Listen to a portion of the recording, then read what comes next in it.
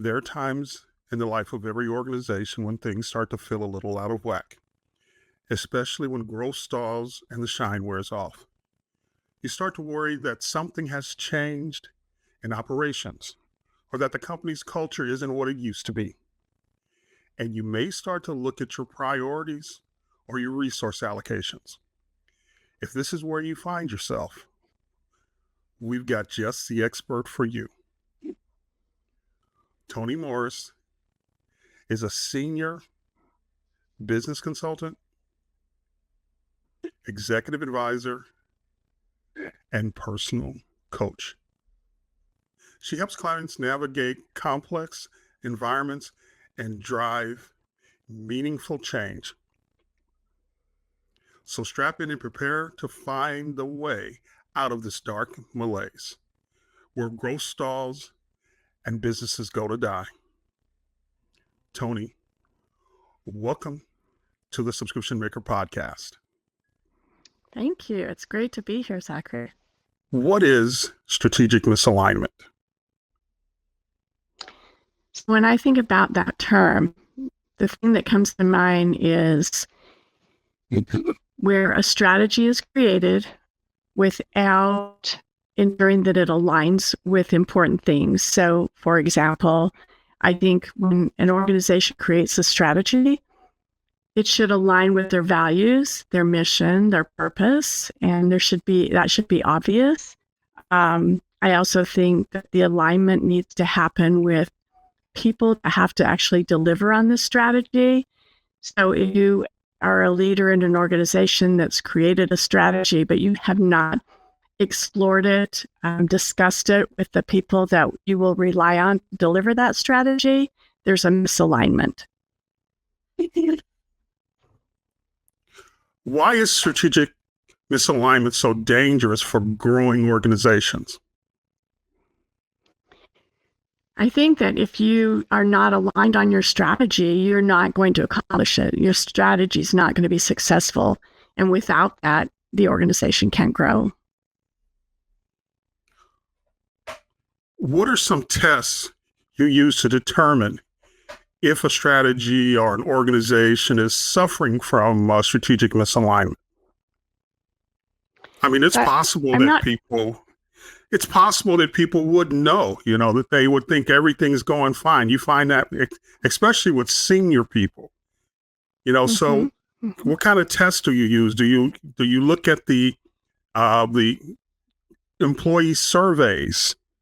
What kind of things do you look at to determine strategic misalignment? So, yes, I do use employee surveys a lot. I also use patient surveys if you're in a healthcare setting, or customer surveys in other industries. Those are helpful, but usually when I get consulted, there's some awareness that there's a problem. And it might be that they've seen the results of some of those surveys and want help with that. And then we actually get in and figure out, where is this misalignment of the strategy that they're trying to achieve. Now, earlier, when I was looking at your LinkedIn account, there was something about people-centric. There was a people-centric approach to problem solving. Mm-hmm. What does that mean? Mm-hmm.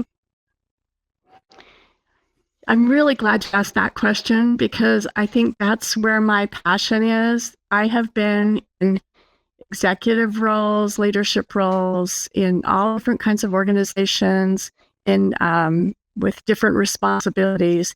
And one of the things that I always felt like made me most successful is focusing on the people. So that can be multifaceted. So it's not just, maybe it's the consumers. Maybe I feel like somehow our business is growing because we're not getting enough customers or patients or people coming in.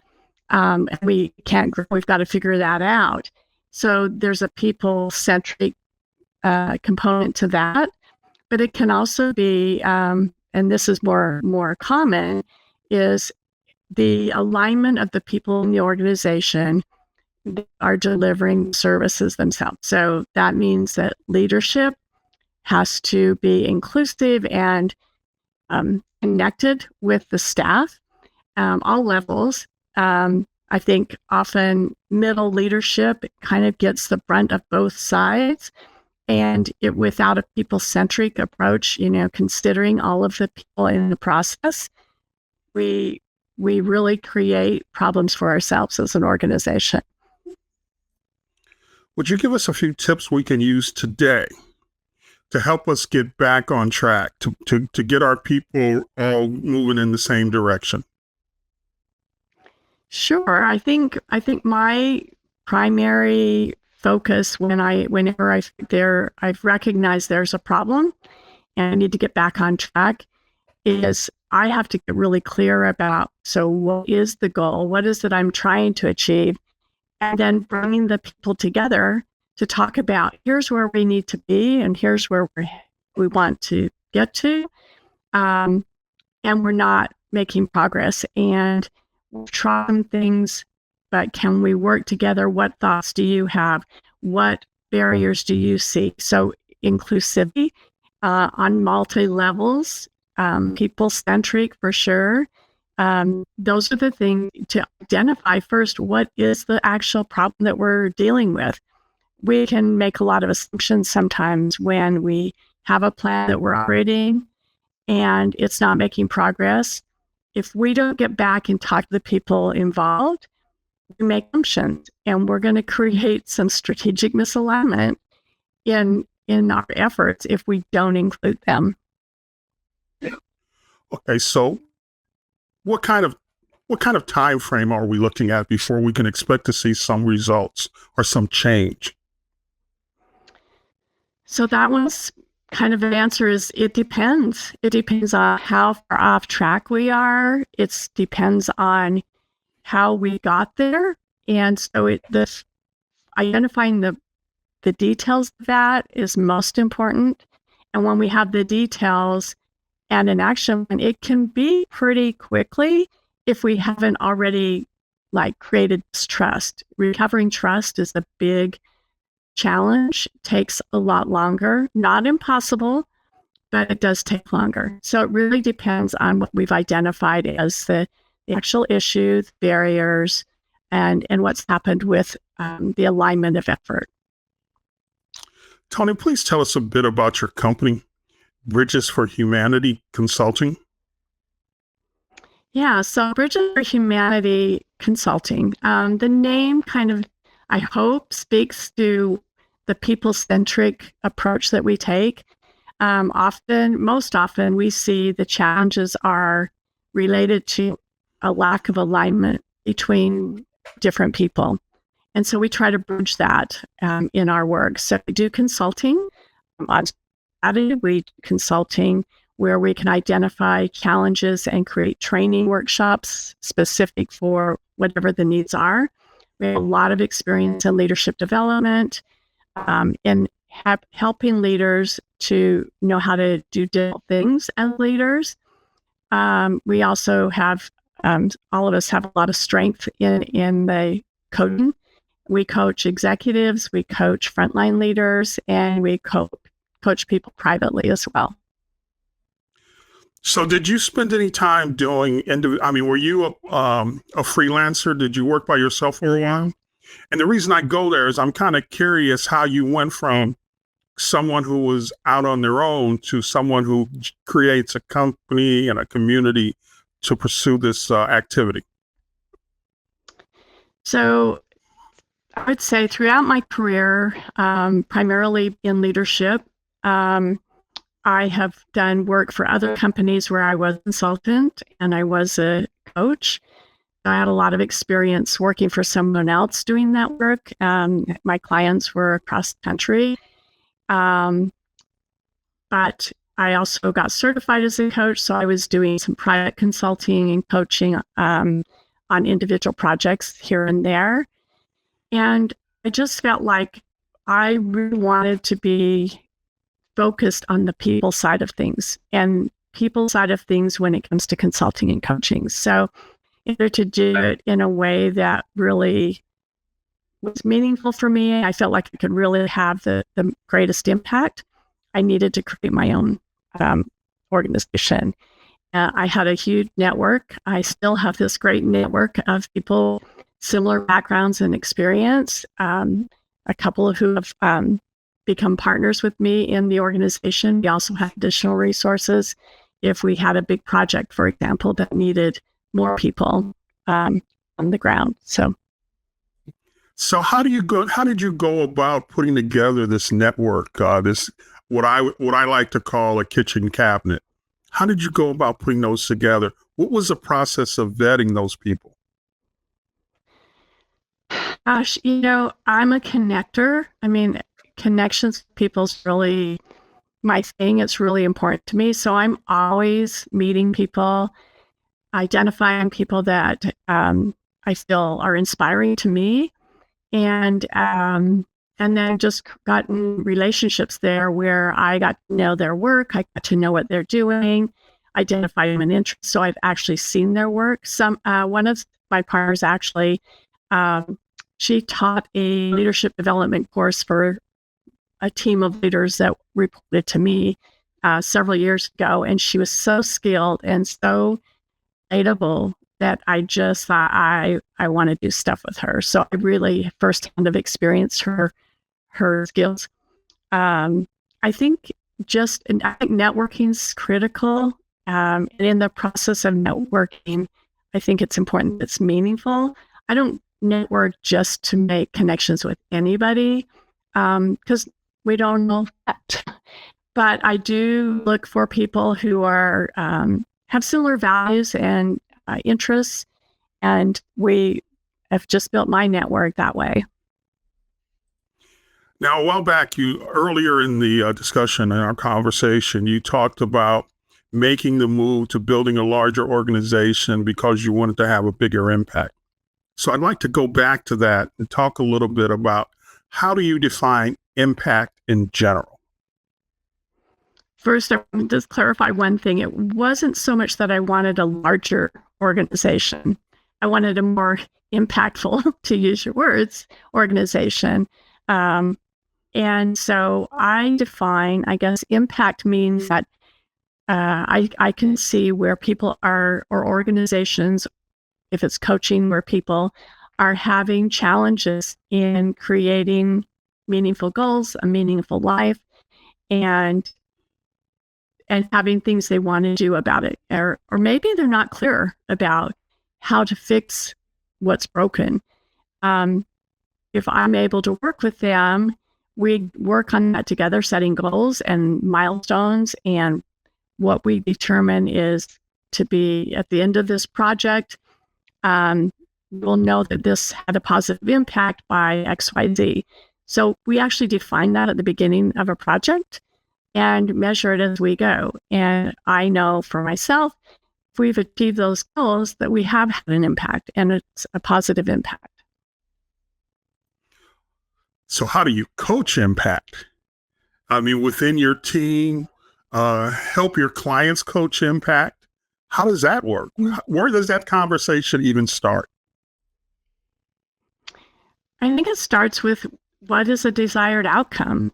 I mean, impact only comes from when you know what it is you want to achieve. I think so. We start with goal setting or an outcome that we're trying to achieve. And even in a conversation, if I'm coaching someone, if I'm coaching my team, I ask what's important to them. I ask, what they want to achieve, maybe what their goals are for the year, what their long-term goals are for career.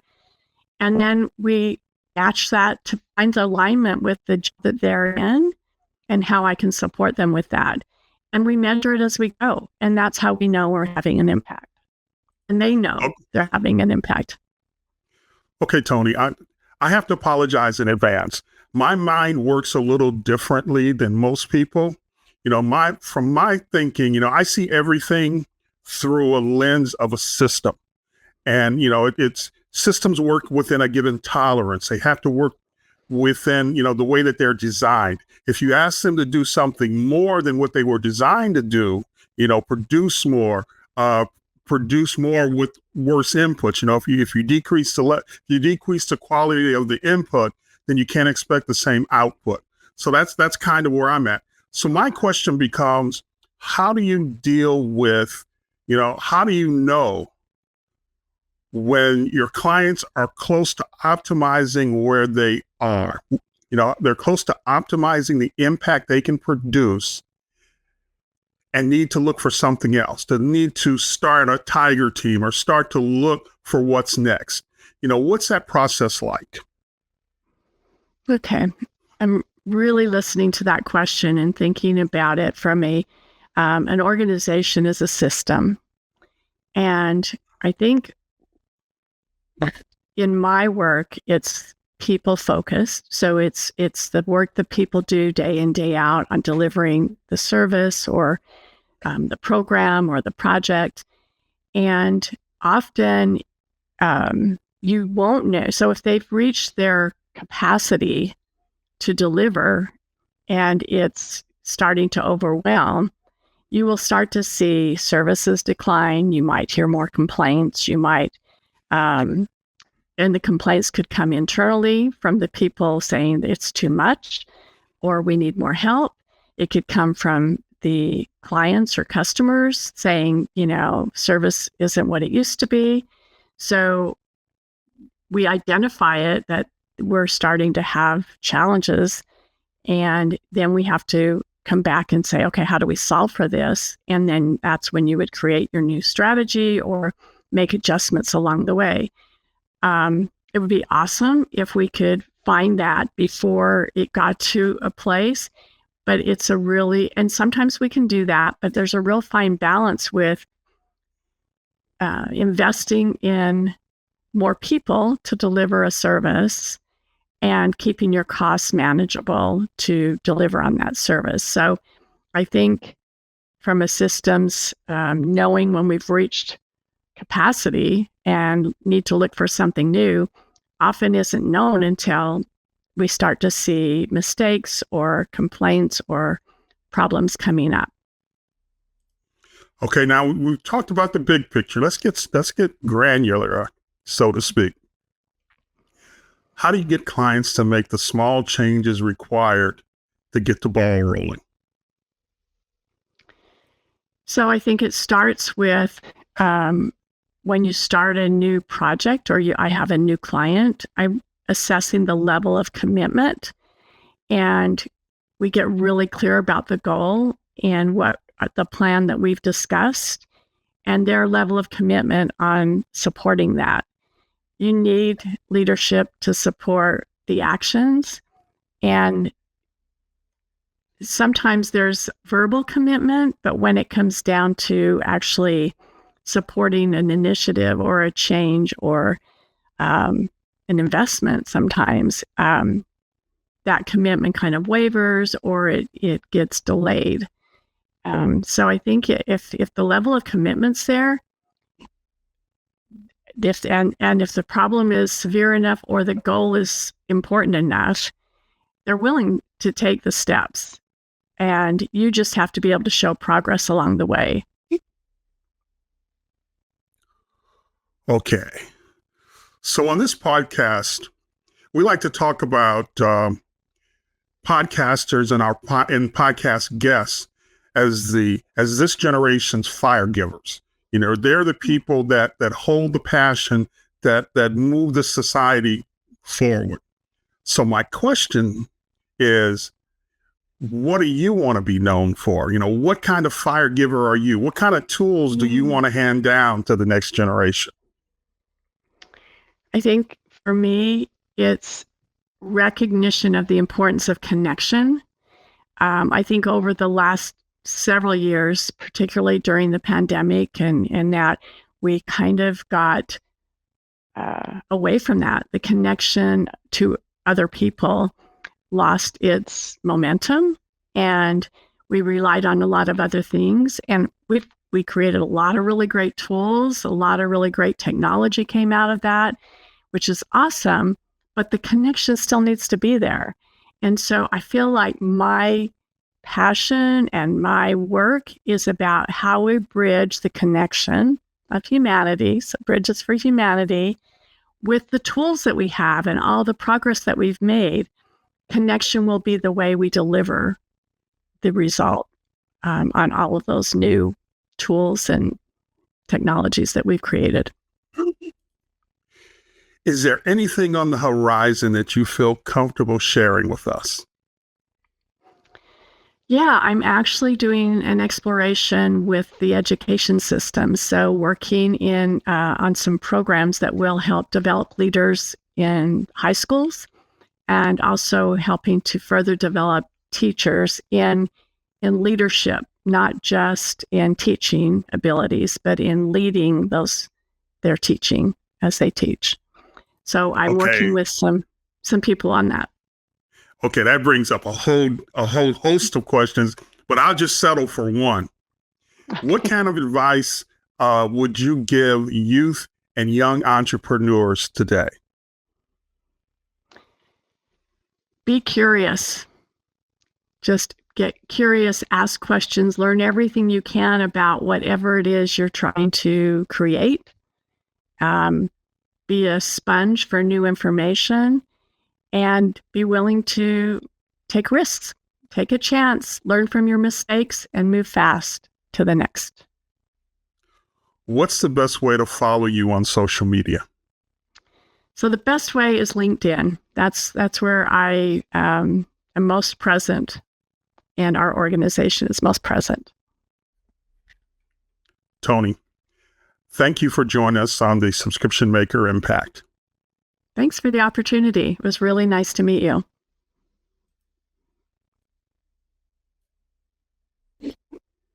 Before we wrap, too many people work way too hard and earn too little from their online businesses.